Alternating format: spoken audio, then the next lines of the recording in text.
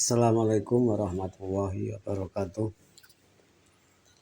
Terlebih dahulu kita panjatkan puji syukur kehadirat Allah Subhanahu wa Ta'ala, yang mana telah melimpahkan rahmatnya kepada umatnya, kepada kita semua, sehingga dalam pertemuan kali ini di konten Kamit Bledek,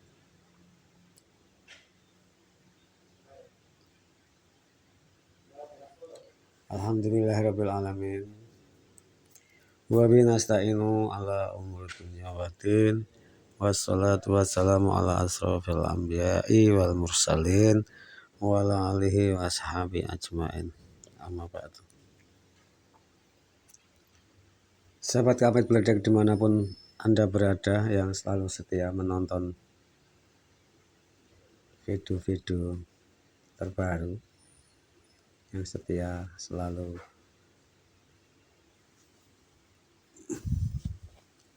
menunggu kehadiran konten-konten. Kali ini Kamit Bledek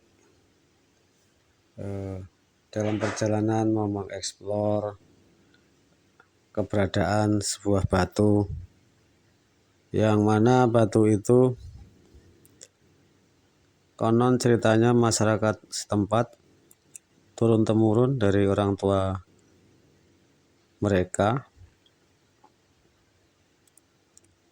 dan kabar-kabar dari masyarakat umumnya bahwasanya batu itu dulunya sebuah kuda, ya, kuda tunggangan salah satu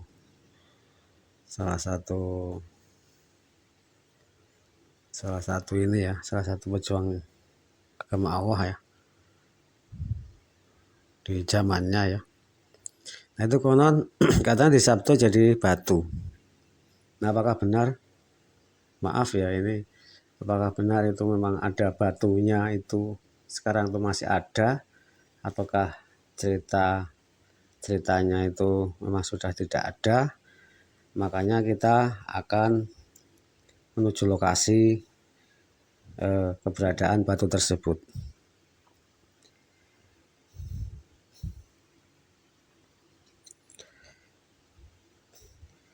Kita posisi dari Ambarawa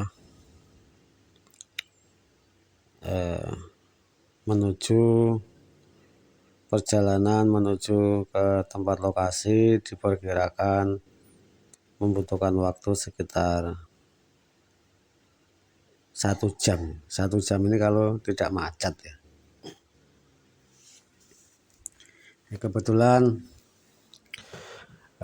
di hari masih Syawal, ya, Lebaran, ya. Ini sekalian kita silaturahmi, bawa keluarga, sekalian kita mengeksplor, mencari tahu keberadaan batu tersebut. Nah, dari Ambarawa kita startnya kebetulan kondisi jalan tidak begitu ramai, ya, karena hari +2 Lebaran, ya. Nah, kita melewati Bawen, dari Ambarawa ke Bawen. Ini kita jalan lintas provinsi, ya. Terus dari Bawen kita arah jalan antara Solo Semarang, kita lewat jalan provinsi. Nah, setelah dari Bawen kita akan ketemu salah satu Lepu Karangjati, dan kita akan sampai ke kota Ungaran. Dari Ungaran kita akan menelusuri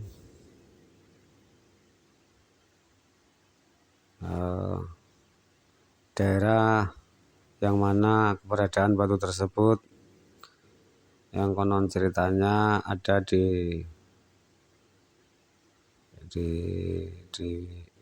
Gunung Ungaran, ya, maksudnya di ya, posisinya sudah di atas itu, bukan di kaki lagi ya, posisinya menurut ceritanya di atas Gunung Ungaran, yaitu salah satu desa Nyadnyono, eh,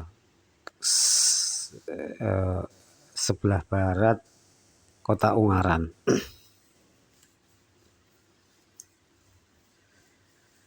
Nah di situ kebetulan di daerah Nyadnyono itu, desa Nyadnyono itu ada makam ya, makam keramat ya, ada 2 makam itu, seorang soleh lah ya. Itu menurut ceritanya dari penduduk setempat, beliau itu wali Allah itu ya. Itu dikebumikan di situ beserta anaknya juga di sebelah baratnya, yaitu makam wali Allah Mbah Hasan Munadi ya. Mbah Hasan Munadi itu putra dari Brawijaya V yang masih saudara dengan Raden Patah ya, Raden Demak ya. Nah itu masih kakak beradik, itu beda ibu ya, beda ibu. Kalau Raden Patah kan ibunya dari Palembang, Mbah Hasan Munadi itu ya orang Jawa, cuman saya kurang begitu mengikutinya, itu dari ibu yang keberapa itu.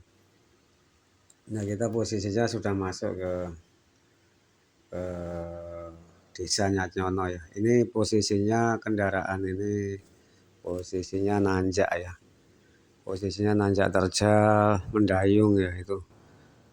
Sahabat-sahabat kami belajar dimanapun Anda berada, sebaiknya kalau ingin ke tempat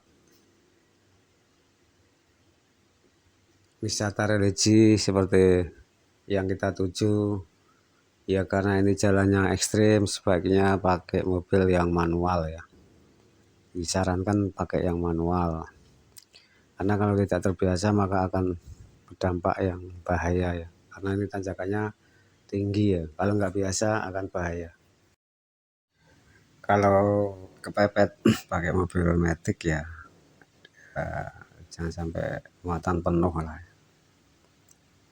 5 orang gitu mungkin masih bisa. Itu pun juga resikonya tinggi ya. Resikonya sangat tinggi. Lebih bagus pakai yang manual. Dan perjalanan ke desa Nyadnyono tersebut, ke makam Waliwah, itu jika tidak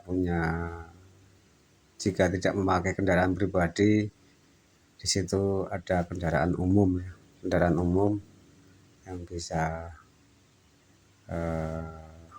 ditempuh ke desa Nyadnyono dari Ungaran ya. Itu soal biaya ongkos mungkin tidak terlalu mahal ya itu, karena mungkin sekitar dari Ungaran ke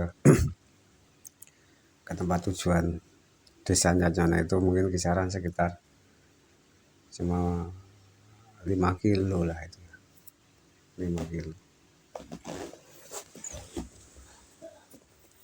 Jadi sebaiknya pakai manual, mobil manual. Saudara-saudara kami berdek, sahabat kami berdek dimanapun Anda berada, monggo kita persilahkan jika melintas dari Semarang ke arah Solo, kita singgah ke makam Waliwah di desa Nyadnyono. Yang suka hobi ziarah ya ziarah itu kan salah satu silaturahmi ya, tapi tentunya dengan yang benar ya.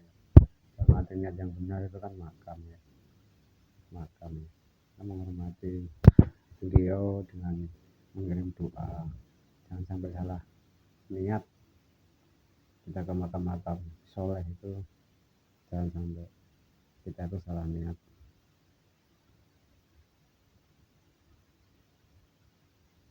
Nah ini perjalanan ini jalan yang begitu sempit, pas budi ya, 2 kendaraan ya, itu kita harus yang sudah biasa bawa kendaraan ya, kalau lagi belajar ya jangan. Kalau bawa keluarga juga bagus juga karena tempatnya posisi di atas gunung ya, di bahu gunung lah, di atas sih tidak ya, di bahu gunung. Jadi pemandangan itu sangat indah ya, melihat dari kejauhan dari atas ya, pemandangannya sangat bagus. Dan di situ juga ada air keramat ya, air keramat itu banyak juga yang datang ke sana dari jauh-jauh ya. Tapi semua itu tergantung niat masing-masing. Ya sebaiknya kalau mandi ya mandi aja, nggak usah niatnya macam-macam nanti, karena tempat-tempat kayak gitu kan penyusup itu selalu mengintai kita ya, supaya kita tuh berbuat musyrik ya. Ya itu hanya sebagai lantaran ya, mandi aja lah gitu. Niatnya ya mandi membersihkan badan gitu, nggak usah niat yang neko-neko lah, karena kalau salah niat kita akan jadi ilmu musyrik ya. Jadi kita tetap tetap kuatkan niat kita ya. Nah setelah mandi di situ bisa mendatangi beliau, waliullah, kirim doa, pembahasan Munadi itu punya putranya itu Mbah Santipura. Mbah Santipura itu makamnya di seberang jalan sebelahan dengan Mbah Munadi. Jadi kalau kita ke desanya Cano itu, ke makam itu pasti di situ kita akan selalu berbahagia lah, rame itu. Peziarah dari jauh itu pasti rame. Kita juga tidak bisa masuk, paling di luar. Itu selalu penuh itu dari mana-mana. Pada sowan ke bahasan nanti mengirim doa rombongan lah, itu ada rombongan pakai bis, pakai mobil minibus, rame lah itu. Dan itu tempat parkir di atas itu juga luas ya. Tempat untuk makan juga ada di atas. Penduduk setempat juga ramah-ramah gitu ya. Aman lah pokoknya kalau di atas, di situ ya, daerah situ. Nah ini posisinya jalan terus menanjak ini tanjakan yang tinggi ya. Ini mobil kita sempat overhead ya. Mobil kita sempat overhead ya. Mobil kita sempat overhead. Ini tempatnya dalam parkirnya kan luas kan.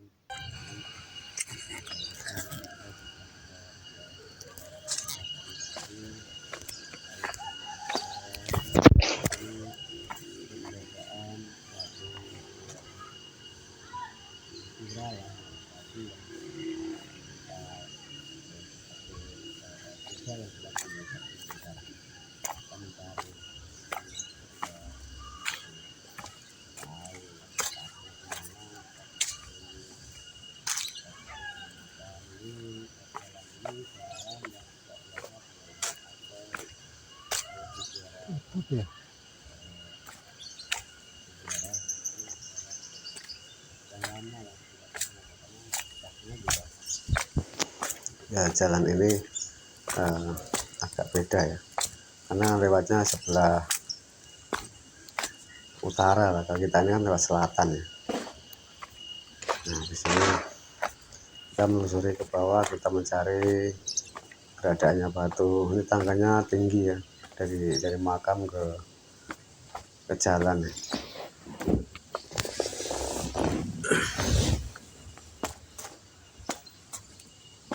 Kita terus gimana, kita kebetulan di sini nggak ketemu ini ya, nggak ketemu, dan saya nggak sempat nanya juga, nggak sempat nanya sama masyarakat setempat keberadaan batu. Cuman saya mencoba mencari tahu sendiri ya, ini. Mencari tahu sendiri. Turun lumayan juga ya tangganya tuh, turun terus kita ini tinggi teman-teman, ini dingin, posisi di atas ini suhunya sejuk ya, dingin, walaupun siang kayak gini dia nggak panas ini.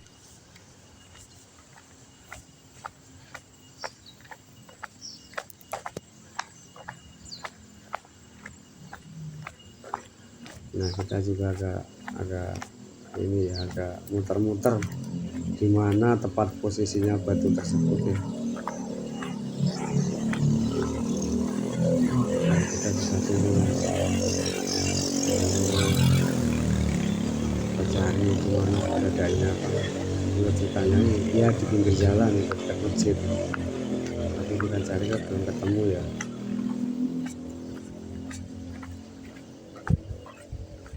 Kita cari batunya tuh ya gede sih ceritanya, batunya tuh besar ya. Kita turun.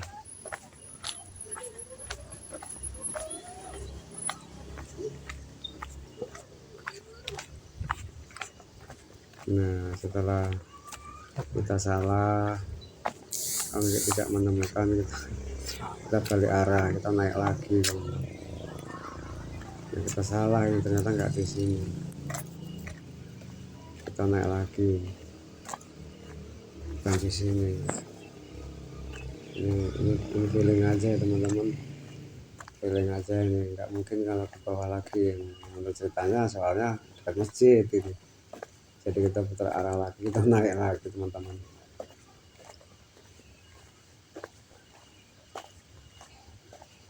Nah ini yang sebelah kanan jalan ini ya, ke Pemandian Keramat ya teman-teman. Ya ada sebelah kanan jalan ini, nggak kelihatan dari videonya ya. Ini sebelah kanan ini ke arah Pemandian Keramat ya.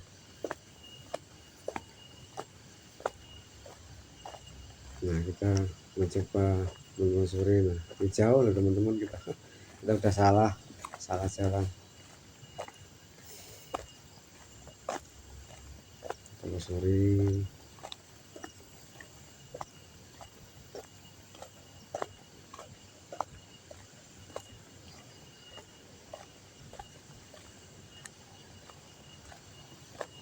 posisinya. Nah nanti setelah kita menemukan batu itu teman-teman, kita akan mengungkap dari sisi gaibnya. Kita akan menarik yang mengetahui keberadaan batu tersebut, tapi tentunya di sesi video berikutnya ya teman-teman.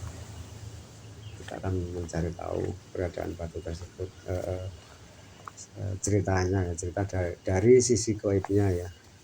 Yaitu teman-teman, ini hanya sekedar informasi awal, dan ini kita bicara dengan gaib. Nantinya di sesi kedua itu jangan jadikan perdebatan, karena kan kita komunikasi dengan hal gaib itu kan tidak bisa dipercaya 100%, selalu banyak tipuan. Kita aja sesama makhluk hidup ini, sama manusia juga banyak yang nipu, kan begitu ya teman-teman.